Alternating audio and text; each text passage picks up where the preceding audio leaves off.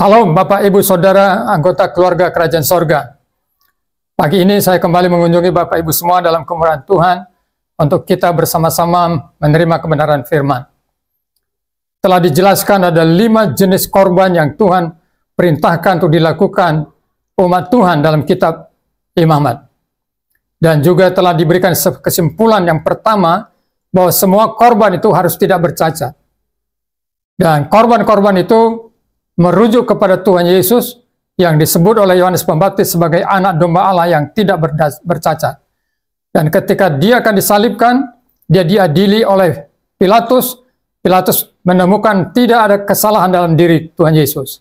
Begitu juga Herodes memeriksa Tuhan Yesus dan tidak menemukan satu kejahatan pun dalam diri Tuhan Yesus. Jadi dia adalah korban yang tanpa salah, korban anak domba Allah bagi penebusan dosa manusia. Karena dia pribadi yang tidak memiliki kesalahan, pelanggaran, kejahatan, dan dosa. Dia sungguh-sungguh suci dan bersih karena dia anak domba Allah.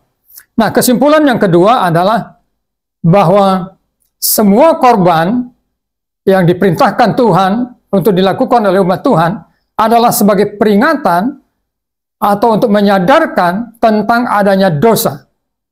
Jadi kelima korban tersebut itu setiap kali dilakukan membuat orang-orang atau umat Tuhan sadar bahwa mereka adalah orang berdosa.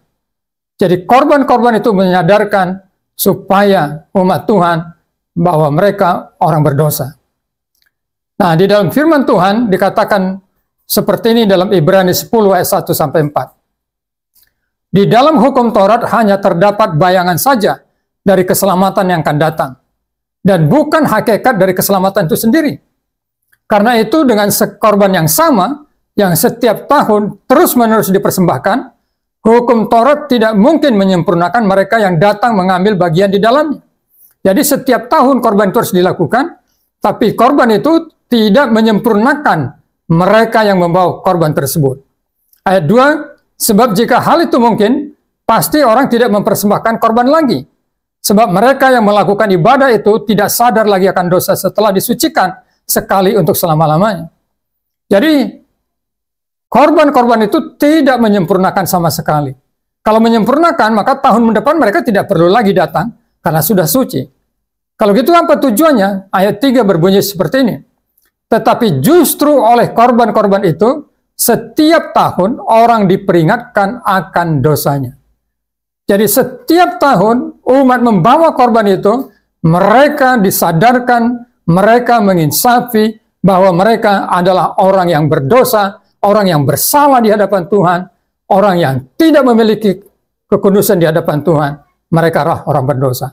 Inilah kesimpulan yang kedua tentang makna atau arti daripada korban yang diwajibkan Tuhan kepada umatnya dalam kitab Bilangan.